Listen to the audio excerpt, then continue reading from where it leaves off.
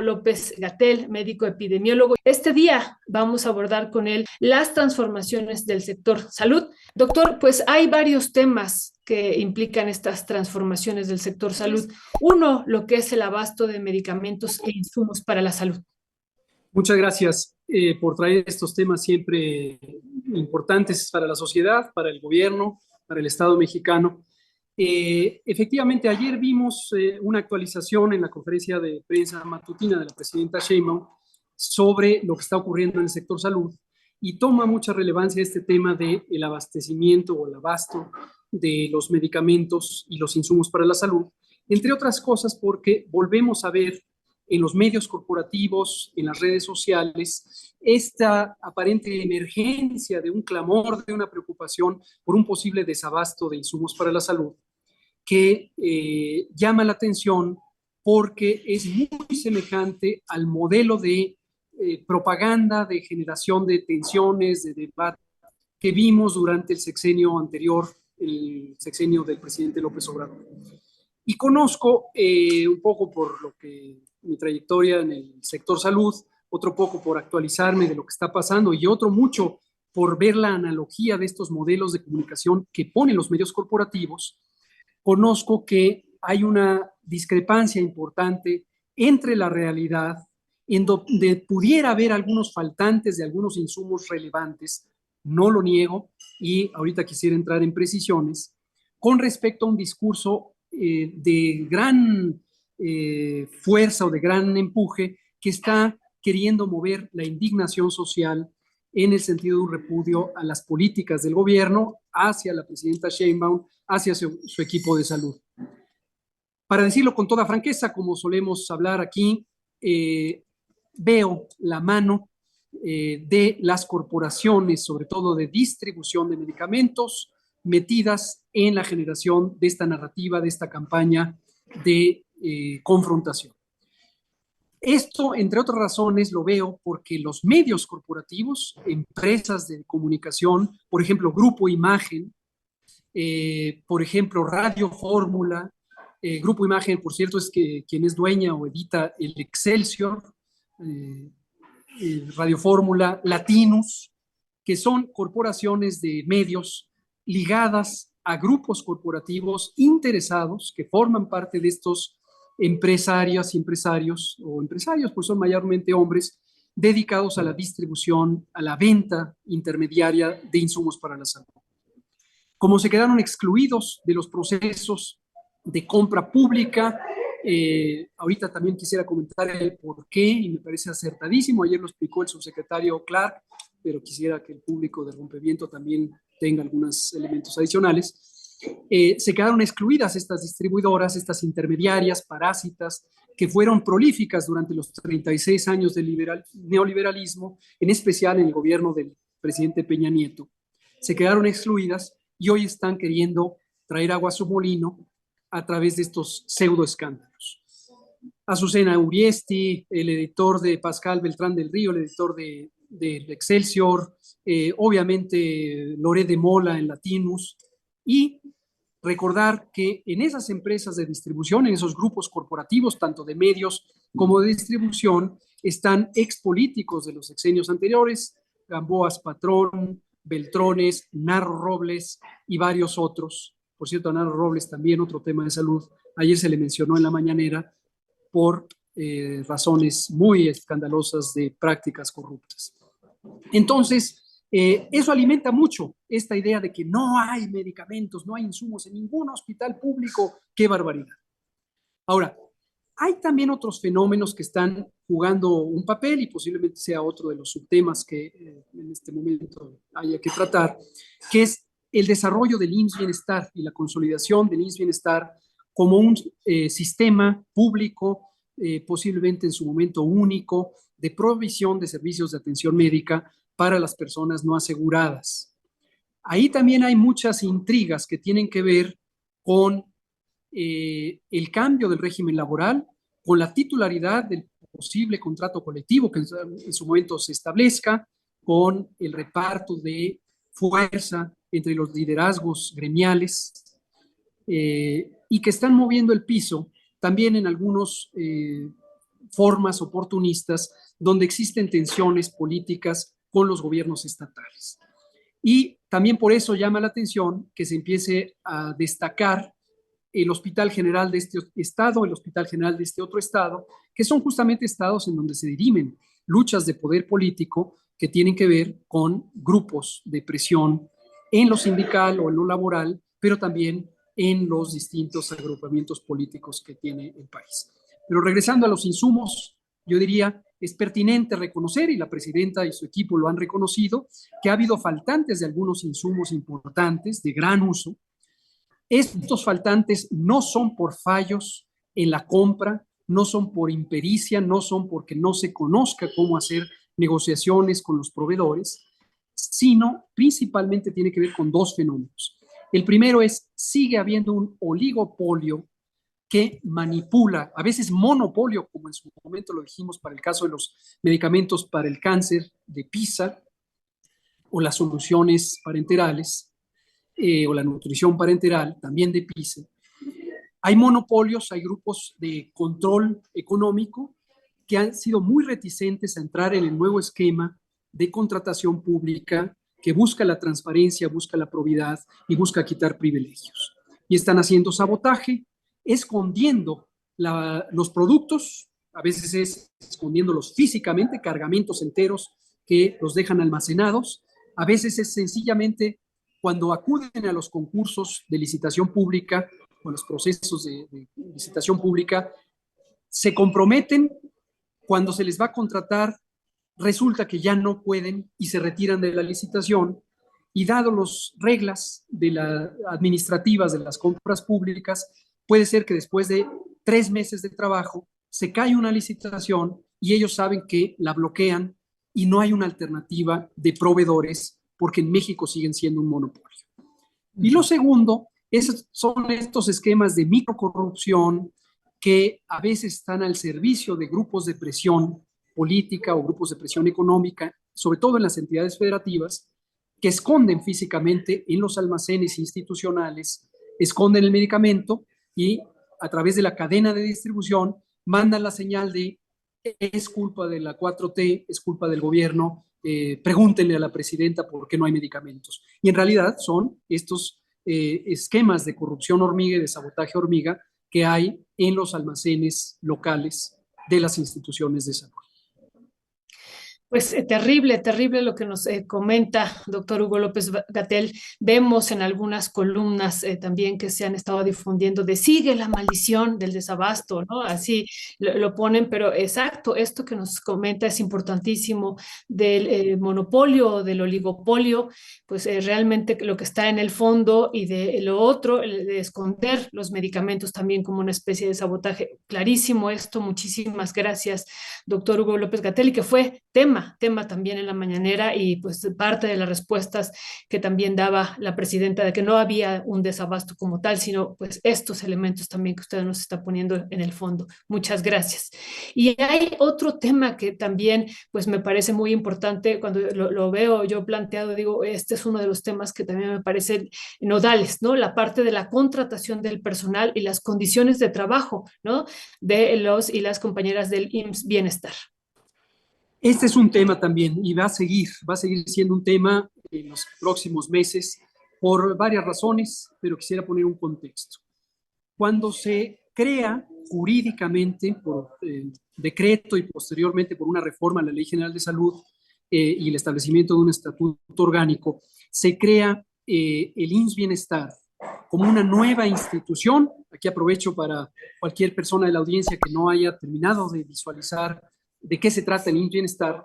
IMSS Bienestar no es un componente del Instituto Mexicano del Seguro Social, IMSS, que todos conocemos, institución fundada en 1943 para brindar seguridad social y atención médica a las personas trabajadoras de los distintos empleos de la iniciativa privada. No es eso. Desafortunada o también afortunadamente tomó el nombre porque el IMSS Bienestar tomó el nombre del IMSS porque se aprovechó la experiencia operativa de un programa que existía, de hecho todavía existe, al interior del Instituto Mexicano del Seguro Social, fundado en 1979 con el nombre de IMSS Coplamar, que se dedicaba a atender, a dar atención médica a personas que no tenían seguridad social, puesto que no tenían un empleo formal en organizaciones del sector privado, sobre todo en el área rural, y daban un modelo asistencial independientemente de que no se contara con la seguridad social, en virtud de un componente solidario que tiene contemplada la ley del IMSS desde entonces. Bueno, se aprovechó la experiencia y durante el sexenio del presidente Andrés Manuel López Obrador, de esa experiencia, de ese programa, se creó el modelo operativo de una nueva institución que tomó su nombre, IMSS Bienestar.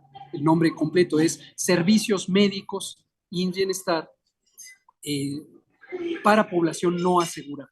Pero es una nueva institución, se creó con los distintos componentes de las instalaciones, el personal, los procedimientos que en su momento tenían las instituciones de salud para población no asegurada que venían de los tiempos anteriores, sobre todo con los hospitales, los centros de salud, de los servicios estatales de salud, de 23 entidades federativas que voluntariamente se adhirieron a esta nueva institución.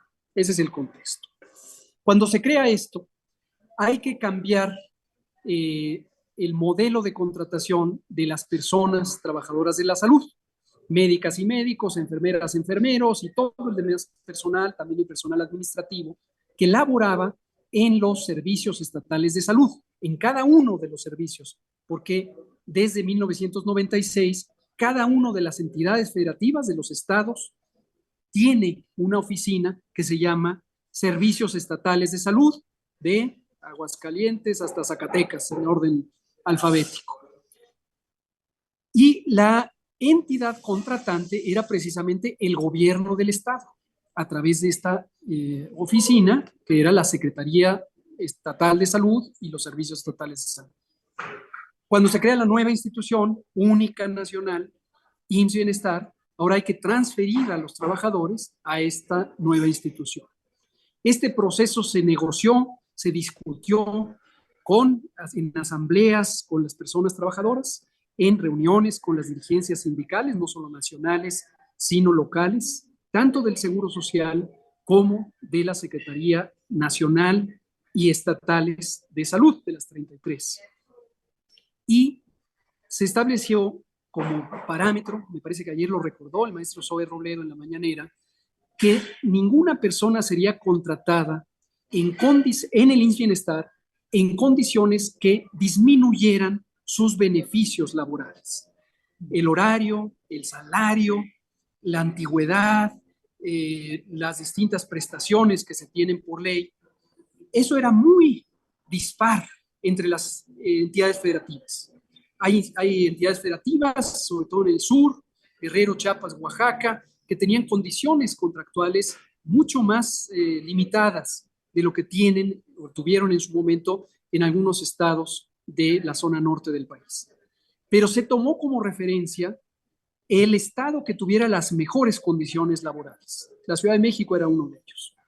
Y entonces se dijo, como un precepto formal, que nadie sería contratado en una condición peor de la que ya venía teniendo y progresivamente se iba a alcanzar un punto de referencia que fuera el mejor contrato de cualquiera de las 32 entidades federativas. Eso se está haciendo, pero eso lleva un proceso de cambio que implica ajustes en los liderazgos laborales, sindicales y políticos sociales, porque no olvidar que nuestros lideresas y líderes sindicales habitualmente están inmiscuidos en la política partidaria y hay un ajuste de fuerzas. Lo que estamos viendo, desde mi punto de vista, es un fenómeno mixto de al menos dos grandes componentes. El primero es una absolutamente legítima preocupación de las personas trabajadoras y personal de base, tanto en la rama médica como en la rama paramédica y la rama administrativa, que pudiera estar encontrándose con situaciones laborales adversas.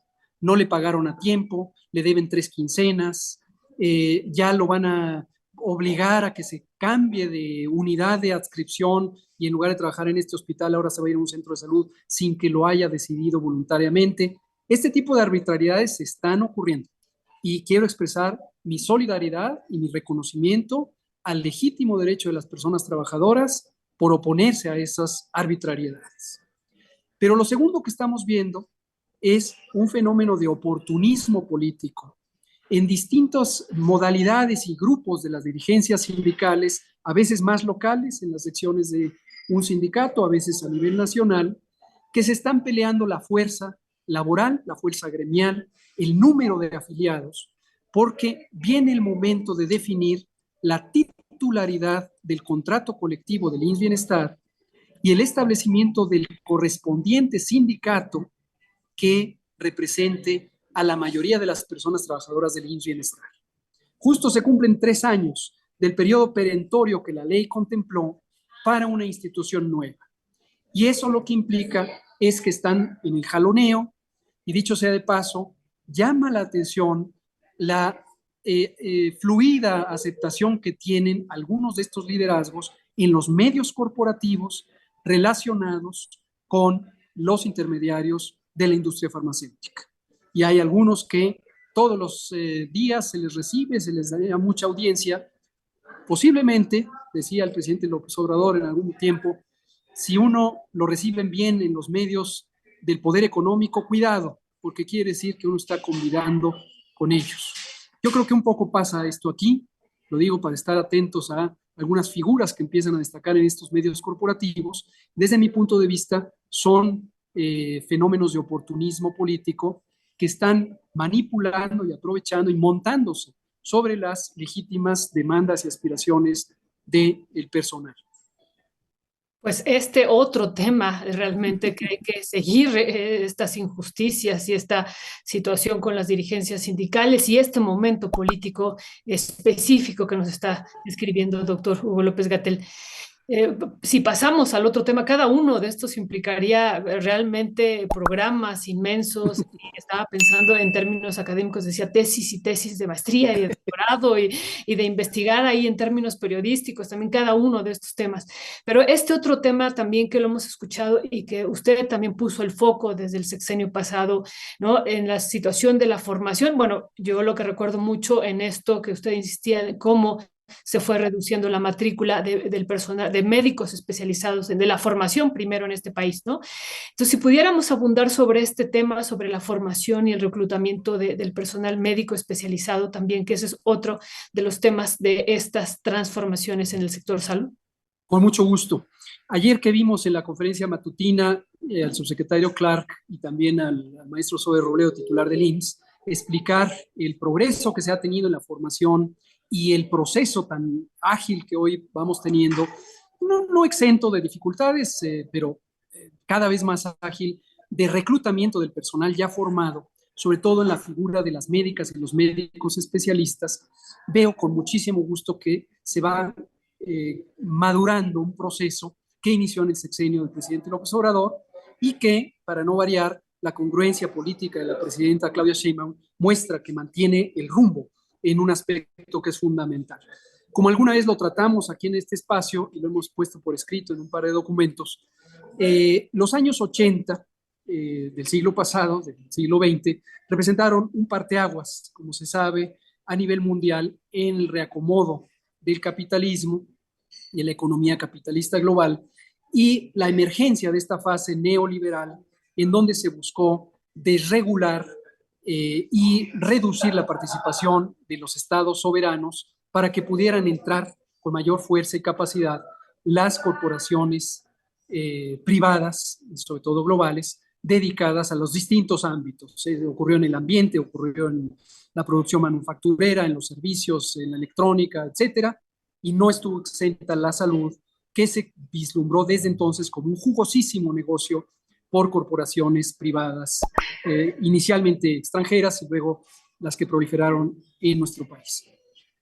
El doctor Guillermo Soberón Acevedo, y lo vuelvo a nombrar porque indiscutiblemente él tuvo una participación crucial, hizo cosas muy buenas, no lo desconozco, esto lo digo por quienes a veces se ofenden cuando lo menciono, pero también hizo cosas que abiertamente, no lo difamo, él lo escribió, él dijo que lo iba a hacer, favorecieron este esquema de privatización, de reducción de la participación del Estado y de impulso del capital privado en la salud, que se conceptualizó como un negocio.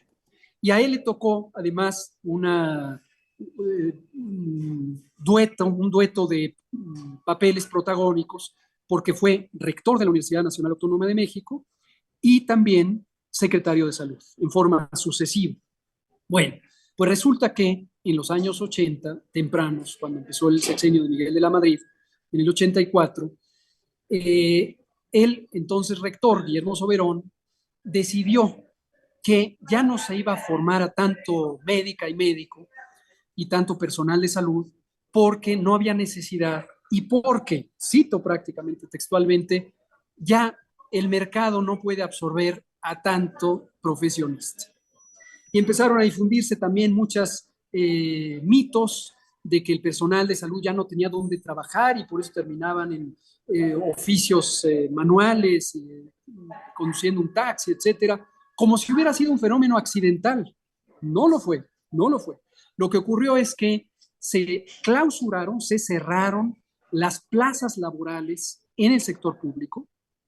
Esto después se encadenó con disposiciones también neoliberales que hizo Zedillo y que, dicho sea de paso, permanecen vigentes hasta el momento, que congelaron las plazas laborales en el gobierno por un pacto que tuvo que ver con el famoso e infame y mal llamado consenso de Washington.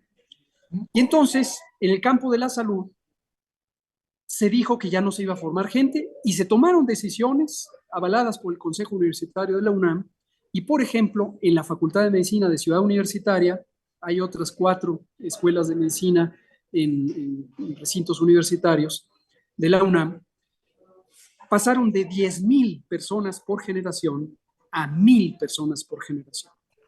De 10,000 a 1,000. Se redujo 10 veces de manera súbita de un año a otro. A mí me tocó ser de las primeras generaciones del nuevo plan, el plan 85, yo entré en el 88, que tenían ya una matrícula muy reducida.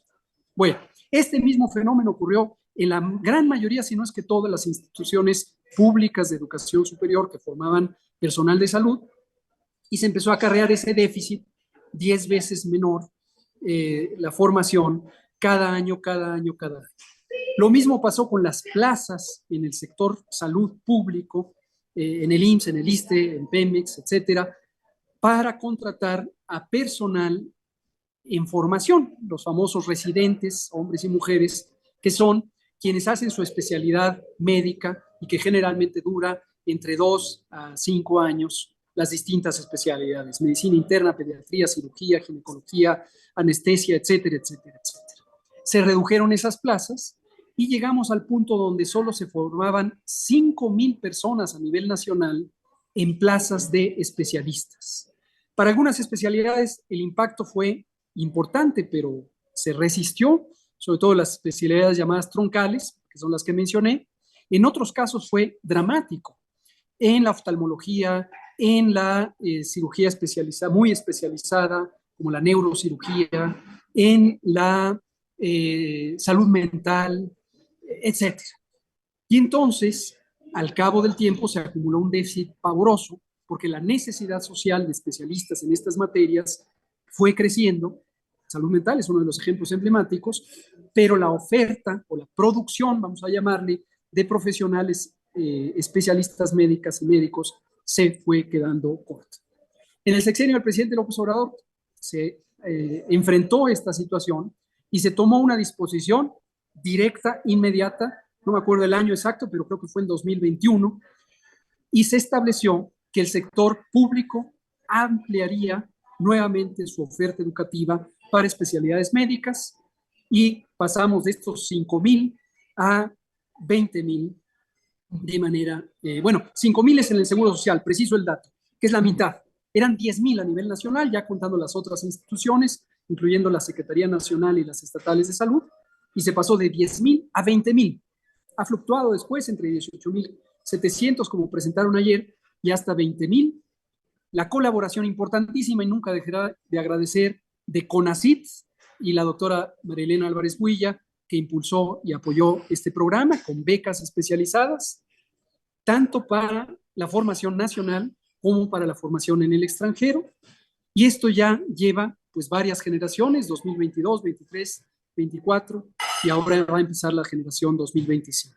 Todavía falta que madure este proyecto en la medida en que las especialidades, como dije, duran entre 2 y 5 años, y cuando se empiecen a graduar, que ya va a empezar a ocurrir en 2025, pasa lo que ya dice el maestro Zoe Robledo, se les va a reclutar de manera expedita en las distintas localidades y en los distintos hospitales en donde se necesita este personal especializado.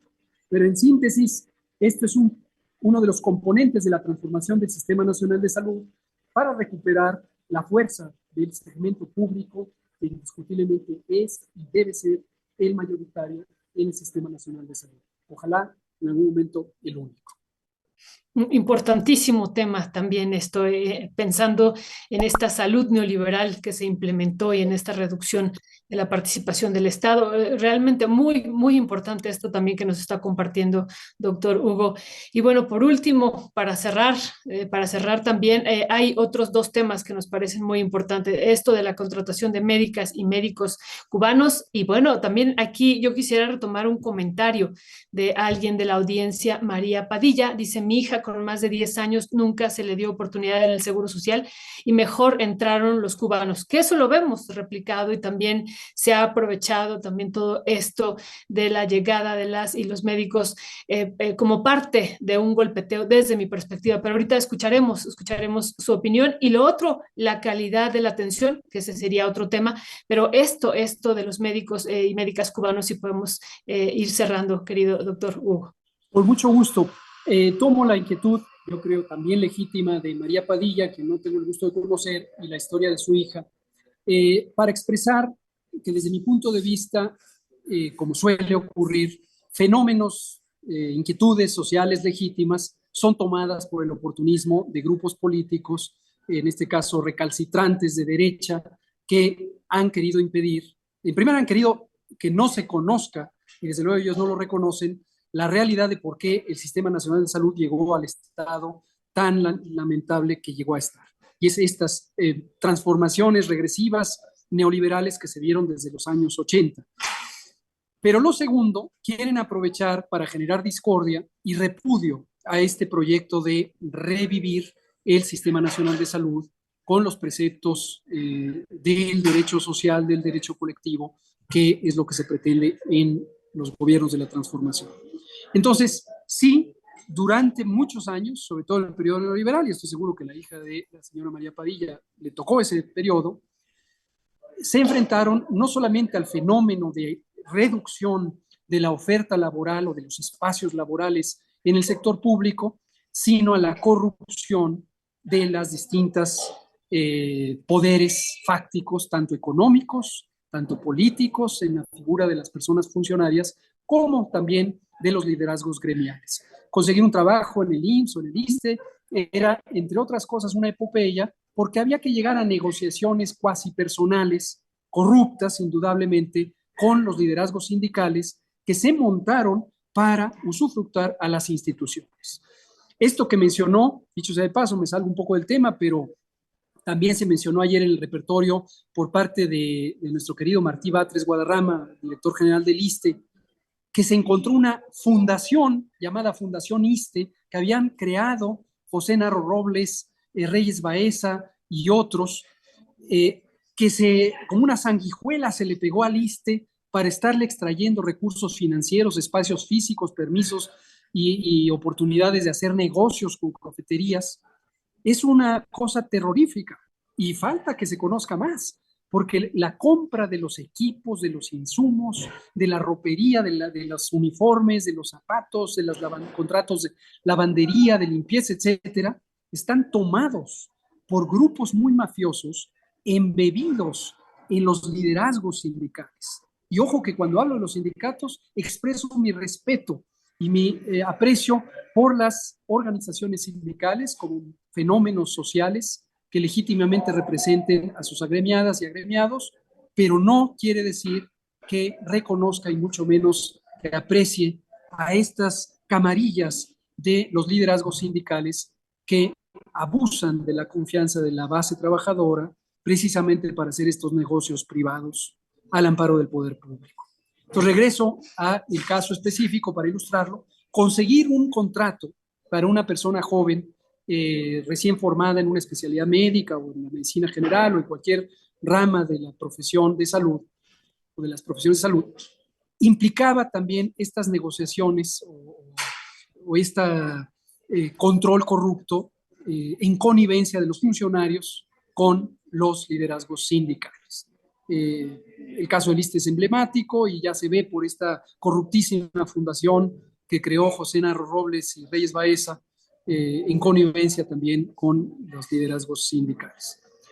Ahora, cuando vino el fenómeno de los médicos cubanos, estábamos en un contexto que sigue presente de una gran carencia de personal de salud dispuesto a trabajar en condiciones difíciles, en sitios geográficamente apartados de los centros urbanos, en sitios a veces ciertamente afectados por la inseguridad pública, en sitios donde la dispersión poblacional hace muy complejo el proceso de atención y por las características de los asentamientos urbanos, también hace difícil o menos amigable la vida de las personas profesionales de la salud. Entonces, una médica, un médico especialista recién formado no tiene en su visión, tampoco lo tuvo en su formación porque le tocó el periodo neoliberal, la idea de voy a hacer un servicio público, un servicio de beneficio social para las comunidades apartadas y me voy a ir a la Sierra de Guerrero, donde ya conocen ustedes a detalle las enormes carencias que se tienen, o a la Tarahumara, o a los Altos de Chiapas, o a la Sierra Juárez en Oaxaca, etcétera. Mejor me voy a quedar en la ciudad porque aquí voy a tener mi consultorio privado en una corporación hospitalaria o en forma independiente y además voy a poder trabajar en una institución pública. Ese se volvió un modelo aspiracional de las personas formadas en las especialidades médicas. Y no los critico, no los desacredito. Yo creo que hay razones de índole personal para tener esa motivación, pero se perdió el espíritu de servicio, el espíritu hasta cierto punto de sacrificio de los satisfactores personales en pro del bienestar social. El Seguro Social, en particular, ha tenido una enorme dificultad en lograr cubrir plazas en este tipo de lugares y entonces año tras año se quedaban vacantes y año tras año había que tener una sustitución, cosa que fue aprovechada también por estas distintas redes de corrupción para promover contratos privados. Hay instituciones como los servicios médicos de Pemex que prácticamente entregaron toda su espacio de las personas agremiadas al sindicato de Pemex y trabajadoras de Pemex a las corporaciones hospitalarias privadas, que lo mismo como sanguijuelas, aprovecharon que no había instalaciones en muchos lugares y entonces dijeron, te ofrezco un contrato de servicios y vienes aquí al hospital fulano de tal, hospital perengano de tal, privados y te cobro un dineral para darte servicios de salud. Entonces, todo esto se está desmantelando. Regreso y termino con los personal cubano. Yo pienso que hay que tener agradecimiento, sin duda, para el pueblo y el gobierno de la República de Cuba, que han sido generosos y han sido formidables en sacrificar personal que ellos también necesitan. En un momento, al principio podían ellos ofrecer el personal que se necesitaba, pero cuando se le plantearon los números de personal que se necesitan, hoy son más de 2.500, ya se encontraron en dificultades y sacrificaron parte del personal que operaba en la isla en pro de hacer un buen servicio para el pueblo mexicano. Es personal muy bien entrenado, rigurosamente entrenado, de altísimo nivel científico y técnico, con una vocación social indiscutible y que han hecho un gran trabajo, se han adaptado a las condiciones tanto laborales como culturales como sociales y nos han ayudado mucho. Y reitero, y ya para terminar, no han quitado el trabajo de ninguna persona mexicana porque precisamente se han ido a los lugares en donde desafortunadamente, por todas las razones mencionadas y otras, el personal recién formado o ya no tan recientemente formado de médicas y médicos mexicanas y mexicanos no ha querido trabajar. Entonces, hoy necesitamos ese personal cubano y agradecemos la participación que ha tenido y considero que es un modelo de colaboración internacional en salud muy virtuoso que ha dado rendimientos en otras partes del mundo y lo está dando también en México. Totalmente de acuerdo, querido doctor Hugo López-Gatell. Le agradecemos muchísimo, muchísimo también por abordar este tema. Realmente así es, estamos agradecidos con estos médicos y médicas cubanas. Y por ejemplo, lo que usted decíamos, veíamos en la montaña de Guerrero, nadie quiere ir para allá. Nadie, en términos de salud y de todas las otras disciplinas, nadie quiere ir, pero que esto que es sumamente urgente y que de eso depende la salud y la vida, pues no quieren estar allá, ¿no? Entonces, sí, y sí, qué bueno que usted lo ponga así, de claro y con esta perspectiva. Doctor Hugo López-Gatell, le agradecemos muchísimo este tema. Quedan muchos pendientes que seguiremos abordando a lo largo de las próximas semanas y años. Y bueno, así es, querido doctor. Le mandamos un abrazo, todo nuestro Muchas gracias. agradecimiento y seguimos en comunicación. Excelente, muchas gracias, Violeta. Saludos al equipo Rompimiento, a la audiencia y nos veremos muy pronto.